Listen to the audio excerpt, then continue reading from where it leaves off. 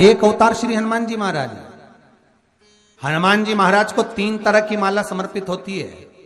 एक आंकड़े के पत्ते की, दूसरी बेलपत्र के पत्ते की, तीसरी पीपल के पत्ते की। ये 3 तरह की माला जब हनुमान जी महाराज को समर्पित होती है। आंकड़े की माला महाराज, आंकड़े के पत्ते की जो माला होती है, ये माला कार्य की सिद्धि के लिए होती है। इसमें एक एक आंकड़े के पत्ते पर सीताराम लिखा जाता है। मात्र एक पत्ता ऐसा होता है जिस पत्ते पर सीताराम नहीं लिखा जाता। 108 पत्ते में से एक पत्ता, बस उस पत्ते को हथेली में रखकर उल्टा हाथ आपको रखना है और अपनी कामना कर कर उस पत्ते को बांध देना है। ये जरूरी नहीं है कि 25 के बाद बांधो, 50 के बाद बांधो या 100 के बाद बांधो, आपकी मर्जी पड़े। उस खाली पत्ते को कहीं पर भी बांध दीजिए और उस माला को अपनी कामना कर कर श्री हनुमान जी महाराज को समर्पित कर दीजिए। माला जब हनुमान जी को चढ़ जाए तब एक घी का और एक तेल का दिया हनुमान जी के सम्मुख में लंबी बाती का लगा देना है महाराज। एक घी का, एक तेल, और अपनी कामना कर कर आप आ जाइए। आपकी वो कामना 2.5 महीना या 3 महीना, इससे ज्यादा नहीं जाएगा, वो कामना बाबा पूरी करेगा। क्योंकि शिव और हनुमान ये सब एक ही स्वरूप है। अगर व्यक्ति के जीवन में बहुत भारी रोग हो गया है, बहुत ज्यादा कष्ट हो गया है, कैंसर जैसी बीमारी भी अगर उसको घेर ली है और किडनी लीवर सब बेकार हो गया, तो निवेदन है पीपल के पत्ते की माला बनवाओ 108 पत्ते की, और हनुमान चालीसा का हर पत्ते पर स्मरण करिए महाराज। आप हनुमान चालीसा पढ़ते जाओ, माला में गांठ लगाते जाइए, और वो माला जो व्यक्ति कैंसर से पीड़ित है हाथ का स्पर्श कराइए और शंकर को चढ़ाइए। केवल अष्टमी तिथि के दिन ये माला समर्पित होना चाहिए, शुक्ल पक्ष की अष्टमी के दिन। आप 2 या 3 अष्टमी को कर कर देखिए, अपने आप दवाई लगना प्रारंभ होगी। कैंसर जैसा रोग भी धीरे धीरे समाप्ति पर आएगा महाराज। पर करना शुक्ल पक्ष की अष्टमी को ही महाराज। कोई बच्चा एग्जाम में बैठ रहा है, सीए की पढ़ाई कर रहा है, कोई बहुत बड़े एग्जाम में बैठा, पास हो ही नहीं रहा, बहुत हार गया, बेलपत्र की माला चढ़ाई। पर बेलपत्र की जो माला है वो केवल प्रदोष पर चढ़ती है श्री हनुमान जी महाराज।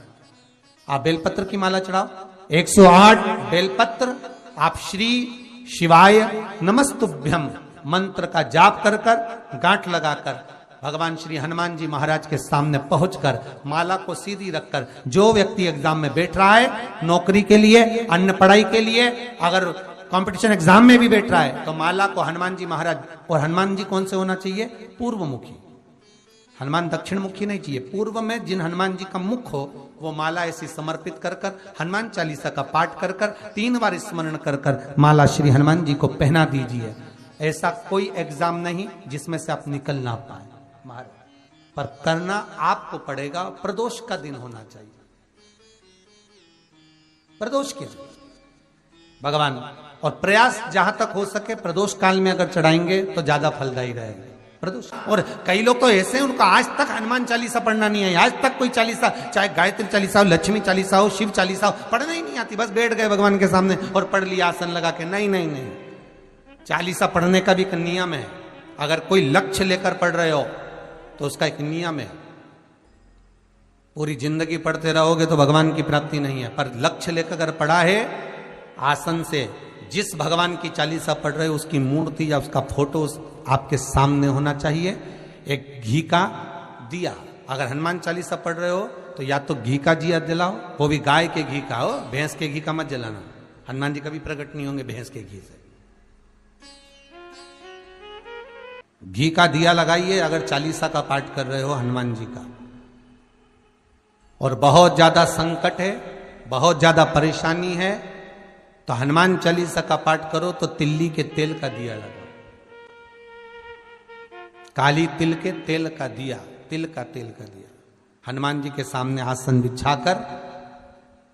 बहुत तकलीफ है तो 3 पाठ प्रतिदिन करो, और एक आसन से जितने समय 9 बजे अगर आप बैठते हो पाठ करने तो 9 बजे ही बैठना है। 11 दिन तक प्रतिदिन 3 पाठ रोज करो। एक पानी का लोटा, कलश, तांबे का जल अर्थात तांबे का लोटा हो, स्टील का लोटा हो, तुम्हारे पास जो कलश हो, उसमें जल भरकर एक सिक्का उसमें पटक कर, एक लौंग पटक कर प्लेट से ढक कर रख दो और प्रतिदिन बस टाइम पर बैठकर पाठ करो। 11 दिन पूर्ण होंगे, जिस कामना से आपने पाठ करा है, बस वो सिक्का, वो लौंग कलश में से निकाल लो, जल का आचमन करो और जिस काम के लिए करा है वो जल उस प्रयोग में ले लो। उस प्रयोग, किसी से बात करने जाना है तो वो जल पी कर जाइए, कोई से हाथ मिलाना है तो वो सिक्का, वो लौंग अपने हाथ में रखिए, अपने साथ रखिए। कई लोग कहते हैं हम तो बहुत दिनों से हनुमान चालीसा पढ़ रहे हैं, हम बहुत समय से राम रक्षा स्तोत्र का पाठ कर रहे हैं, हम बहुत समय से ये कर, अरे तो उसको नियम से तो करो। हनुमान चालीसा का प्रागट्य केवल एक दिल से की गई स्तुति, हनुमान जी महाराज की स्तुति, राम जी महाराज की स्तुति तुलसीदास जी ने केवल दिल से करी थी, केवल मन से। और ये नहीं कहते कि हनुमान चालीसा पढ़ोगे तभी भगवान, नहीं नहीं, आप दिल से अगर भगवान को पुकार लीजिए, आप दिल से पुकारो उसको, वो आएगा। नियम है महाराज, बहुत ध्यान दीजिएगा। पंचमुखी हनुमान का एक स्मरण, पंचमुखी हनुमान का एक भाव। महाराज, जैसे बहुत ज्यादा तकलीफ अगर व्यक्ति को हो गई है, बहुत कष्टमय जीवन चल रहा है, हार गए हर जगह से और तकलीफमय जीवन चल रहा है, तो पंचमुखी हनुमान का एक शिव महापुराण का और स्कंद पुराण का एक बड़ा सुंदर मंत्र है। उस मंत्र को आप सब एक बार हमारे साथ में बोलें। ओम नमो हनुमते रुद्र अवताराय सर्व शत्रु संहारणाय सर्व रोग हराय सर्व वशीकरणाय रामदूताय स्वाहा। बस इस मंत्र को हाथ में काली तिल लेकर, एक जौ लेकर और गूगल लेकर, थोड़ा सा उसमें गाय का घी डालकर, कंडे को या अग्नि को जलाकर इस मंत्र का 11 बार 21 बार जाप कर कर अपनी कामना कर कर छोड़ दीजिए। कैसा भी रोग हो, बीमारी हो, कष्ट हो, दुख हो, तकलीफ हो, 21 दिन के अंदर वो आनंद आना प्रारंभ कर देता है। इस मंत्र, स्कंद पुराण का, शिव महापुराण का ये मंत्र मूल पंचमुखी हनुमान सुख देंगे। और एक और चीज याद रखिए महाराज, यदि कोई काम के लिए जा रहे हो, कोई व्यापार के लिए जा रहे हो या नौकरी करने के लिए जा रहे हो और लगी नहीं रही, बहुत तकलीफ पा रहे हो, सर्विस ही नहीं लग रही, बहुत कष्टमय हो गया, तो निवेदन करूंगा 5 पीपल के पत्ते पर बेसन के 5 लड्डू घर में बने हुए, गाय के घी के 5 लड्डू रख लो, उस लड्डू के बीचों बीच एक आटे का दिया और उसमें तिल्ली का तेल डालकर इसी मंत्र का प्रयोग कर कर पंचमुखी हनुमान का किसी भी हनुमान के मंदिर में जाकर, दक्षिण मुखी हनुमान के मंदिर में जाकर उसको रख कर आ जाइए। इसके बाद आप उस काम के लिए जाइए, आपका काम सफल हो जाएगा। आपको किसी को नहीं कहना पड़ेगा कि हाथ जोड़ना नहीं पड़ेंगे, किसी के पांव नहीं पड़ना पड़ेंगे, तुरंत काम होगा। बस इस मंत्र का स्मरण कर कर पंचमुखी हनुमान का भूतेश्वर जो मंत्र है वो सुख देने वाला, आनंद देने वाला, सहज नहीं महाराज, सुख की खान है, आनंद की राशियां में। महाराज, आप कोई बहुत बड़ा काम करने जा रहे हो, बहुत बड़ा यज्ञ अनुष्ठान, विवाह, शादी आदि फंक्शन करने जा रहे हो, 4 दिन 8 दिन के लिए आप घर से बाहर जा रहे हो और आपको लगता है कि घर में ताला कैसे लगाएं, तो निवेदन है एक तांबे के कलश में जल भर लीजिए और जल भरकर उसमें थोड़ी सी काली तिल डाल दीजिए, भूतेश्वर शिव का नाम लेकर। कौन से शिव का? भूतेश्वर, शमशानवासी भूतेश्वर शिव का नाम लेकर काली तिल डाल दीजिए, कलश को प्लेट से ढक दीजिए, घर के किसी भी भाग में उसको रख दीजिए। उसके बाद आप चले जाओ। किसी की सामर्थ्यता नहीं है कि उस घर में कोई पांव रखे, किसी की सामर्थ्यता नहीं है। और अगर कोई भूले से पांव भी रख दिया तो 22 दिन या 21 दिन के अंदर उसको, जैसे लोगों को हवा आती है, बस उसको चक्कर आना चालू हो, बाल खोल खोल के घुमा मिलेगा। शास्त्र प्रमाण करता है हमारा भूतेश्वर शिव। ये कलश जो होता है ना, जल का जो पात्र होता है, ये साधारण नहीं होता, सहज नहीं होता महाराज। जैसे आज आपने मेरी लाज रखी, रक्षा करी और किसी को आने नहीं दिया, विनती स्वीकार करना।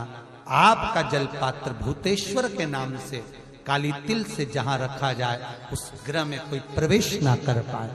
शिव जी ने वचन दे दिया, मेरी चंडियां 64 योगनियां, डाकनी, पिशाचनी, चुड़ैल और भूत इस कलश के विराजमान होते ही सर्वस्व फैल जाते हैं, फिर अंदर कोई नहीं आ सकता, भीतर प्रवेश नहीं हो सकता। लगे तो उन्होंने हनुमान जी से कहा कि तुम क्या चाहते हो? हनुमान जी बोले मेरे को जाना है, क्योंकि जहां राम वहां हनुमान। हनुमान जी जब कहने लगे कि मेरे को जाना है, तो राम जी महाराज बोले नहीं नहीं हनुमान, तुझे सबसे ज्यादा प्रिय क्या है? तो कह राम। तो हनुमान तू कह रहा है सबसे ज्यादा प्रिय है राम प्रिय है, तो एक बार जिस समय देवऋषि नारद का अपमान हुआ, विश्वामित्र बाबा का अपमान हुआ, उस समय पर एक राजा ने जब अपमान करा तो तूने उसको राम नाम लिखकर एक जगह पर बिठा दिया और कहा कि तू राम नाम जपते रहे। उसने राम नाम जपा। तब हनुमान याद कर, मेरे सम्मुख में तू खड़ा था और युद्ध होने वाला था, तो तूने क्या कहा था? प्रभु आप इसको मार नहीं सकते, क्योंकि ये आपका नाम ले रहा है। राम से बड़ा होता है राम का नाम, आप इसे मार नहीं सकते। तब आपने ये संवाद कहा था, हनुमान बता तेरी प्रियता क्या है? हनुमान जी कहते हैं प्रभु आपने मुझे जगा दिया, क्योंकि मुझे श्राप ये मिला था कि तू जागेगा किसी के जगाने पर, आपने मुझे जगा दिया। इसलिए है नाथ, अब मैं जाना नहीं चाहता, सत्संग करना चाहता।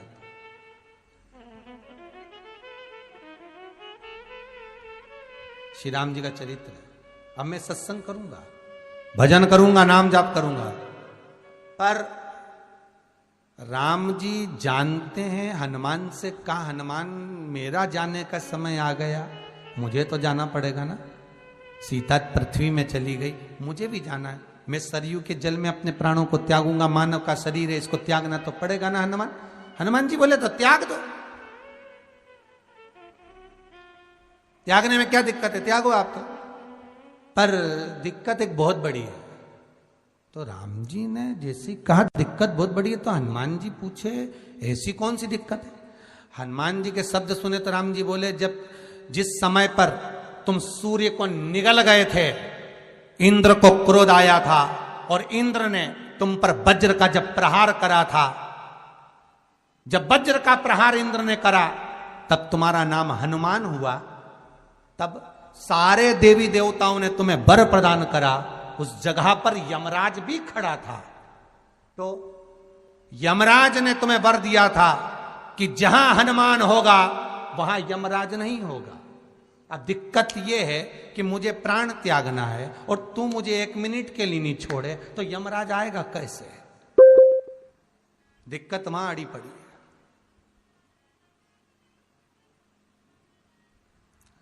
हनुमान जी मुस्कुरा के बोले राम जी महाराज से, प्रभु मैं आपके बिना रह नहीं सकता। तो राम जी बोले मैं भी जानता हूं कि तू मेरे बिना नहीं रह सकता, पर एक काम तो कर सकता है ना। क्या? मैं अगर कोई काम बताऊंगा तो तू करेगा कि नहीं करेगा? हनुमान जी बोले आपका काम और मैं ना करूं, ऐसा कभी हुआ? जरूर करूंगा। ठीक है। बस अब राम जी महाराज ने सोच लिया कि हनुमान को जाने से पहले काम पर लगाना। अब वो कौन सा काम था? बोलो रे भाई। हनुमान जी को कहां काम पर लगाया राम जी ने? किस जगह पर काम पर लगाया? अरे सभी ने रामचरितमानस सुनी है, खूब सुनी, जल्दी बताओ।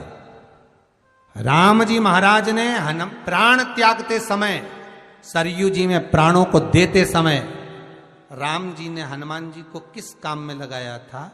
कि राम जी ने अपने हाथ की एक मुद्रिका जिस पे राम लिखा हुआ था, वो मुद्रिका एक अयोध्या की एक सरंग में जमीन में डाल दिया और हनुमान से कहा जा जरा ढूंढ के लेके आ, मैं अभी घूम कर आया। और हनुमान जी तलातल रसातल भूमि के नीचे पताल में चले गए उस मुद्रिका को ढूंढने के लिए जिस पे राम लिखा है।